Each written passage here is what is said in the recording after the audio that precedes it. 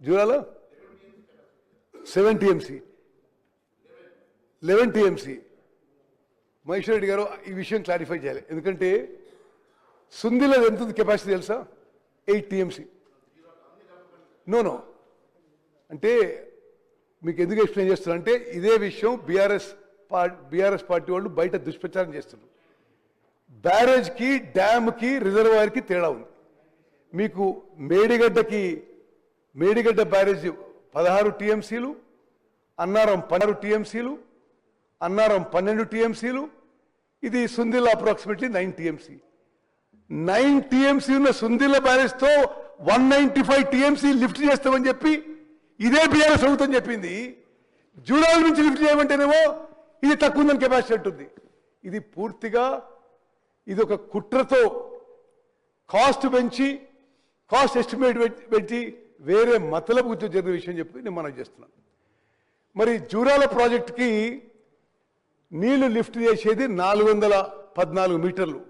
అదే ఇప్పుడు శ్రీశైలం సోర్స్ నుంచి లిఫ్టింగ్ హైటు 560 మీటర్లు. అదే జూరాల ప్రాజెక్ట్ చేసి ఉంటే 22 పంపులతో ప్రాజెక్టు పూర్తయ్యేది.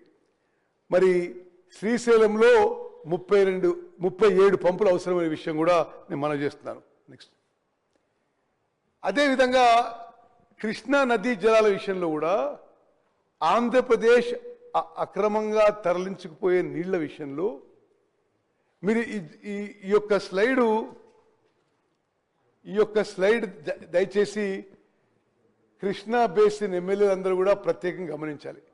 ఎప్పుడు మాట్లాడినా ప్రతిపక్ష పార్టీ నాయకులు కృష్ణా నదీ జలాల్లో వాళ్ళేదో గొప్పలు సాధించినట్టుగా, ఆ తర్వాత ఏదో తప్పులు చేస్తున్నట్టుగా మాట్లాడుతున్నారు.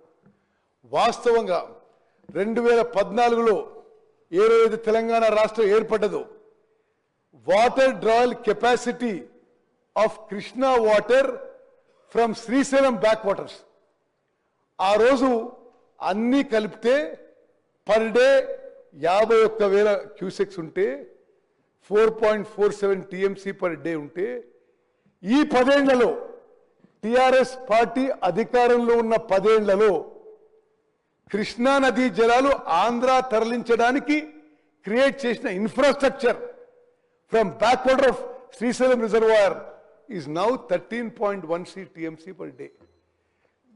నేను మళ్ళీ రిపీట్ చేస్తున్నా, తెలంగాణ రాష్ట్రం ఏర్పడి కల్వకుంట్ల చంద్రశేఖరరావు గారు ముఖ్యమంత్రి అయిన రోజు ఆంధ్రప్రదేశ్ అక్రమంగా కృష్ణా నదీ జలాలు తరలించే water drawal capacity was 4.47 TMC per day.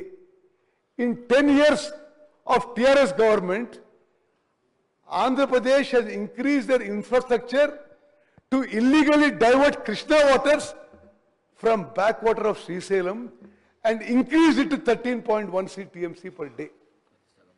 దీంట్లో అదే ఉండిన ఒక నిమిషం, దీంట్లో మా ప్రభుత్వం, కాంగ్రెస్ ప్రభుత్వం, రేవంత్ రెడ్డి గారి నాయకత్వంలోని కాంగ్రెస్ ప్రభుత్వం సాధించిన గొప్ప విజయం ఏంటంటే రాయలసీమ లిఫ్ట్ ఇరిగేషన్ స్కీము గత టిఆర్ఎస్ ప్రభుత్వంలో వైఎస్ జగన్మోహన్ రెడ్డి గారు ముఖ్యమంత్రిగా 3 టీఎంసీ పర్ డే వాళ్ళు నిర్మాణానికి ముందుకు పోతుంటే ఆ రోజు కేసీఆర్ గారు వారి ప్రభుత్వం పూర్తిగా నిశ్శబ్దంగా ఉన్నారు. మన ప్రభుత్వం వచ్చిన తర్వాత రాయలసీమ లిఫ్ట్ ఇరిగేషన్ స్కీమ్ ఏదైతే కృష్ణా నదీ జలాలు 3 TMC per day drawing capacity ఉందో, కేంద్ర ప్రభుత్వం మీద, ఆంధ్రప్రదేశ్ ప్రభుత్వం మీద ఒత్తిడి తీసుకొచ్చి Rayalaseema lift irrigation scheme Andhra Pradesh పనులు ఆపించిన ఘనత మా ప్రభుత్వం దక్కిందని చెప్పి మనం చెప్తాం. నెక్స్ట్ అదేవిధంగా మాటికి కృష్ణా నదీ జలాల్లో ఓహో మేము అద్భుతాలు చేసినామని చెప్తుంటారు. ఇవన్నీ అంకెలు, these are all official figures. Krishna నదీ జలాల్లో మేము చాలా గొప్పగా చేసినాం, మీరేదో అన్యాయం చేస్తుందని పదే వీళ్ళు చెప్తుంటారు. మేము 2014-15 ఏ సంవత్సరం అయితే కేసీఆర్ గారు ముఖ్యమంత్రిగా ప్రమాణ స్వీకారం చేసినరో ఆ సంవత్సరం నుంచి ప్రతి సంవత్సరం కృష్ణా నదీ జలాలు ఎంత తెలంగాణ రాష్ట్రంలో కృష్ణా బేసిన్ రైతులు ఉపయోగించిందో లెక్కలేసినాం. highest ever use of Krishna water by Telangana farmers is in 24-25 after this Congress government has come.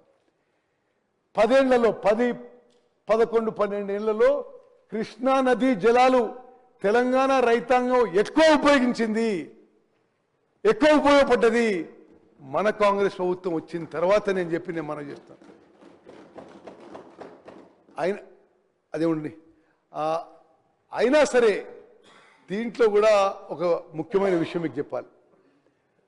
కేవలం 299 టీఎంసీ మనకి సరిపోతాయి, 512 టీఎంసీ ఆంధ్రాకి ఇవ్వండి అని గతంలో ఉన్న బీఆర్ఎస్ ప్రభుత్వం ఒప్పుకుంది.